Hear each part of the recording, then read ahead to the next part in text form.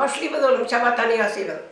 Менә, без әти китте сугышка, 5 яшымда әтидән калдым.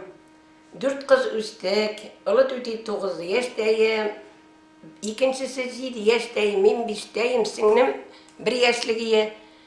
Әти сугышка киткәч, без бик җәтим калдык, әнкәй үстерде инде безне. Үсә-үсә түти чабата ясарга да өйрәнде, урманга курслар, жүкәләрне кисеп, курсны әзерләп, 200 төп әзерләп, атна сайын 6 кием чабата сатып, көн күрәдер. Тамагыбыз тук булды инде, өстебез бөтен булды, тишек итек кимәдек, тишек чабата кимәдек, үзебез ямадык, үзебез ясадык.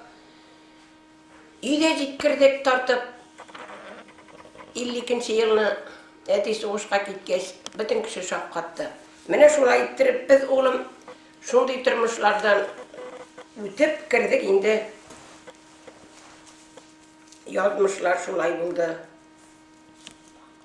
Менә шулай төзешле инде моны.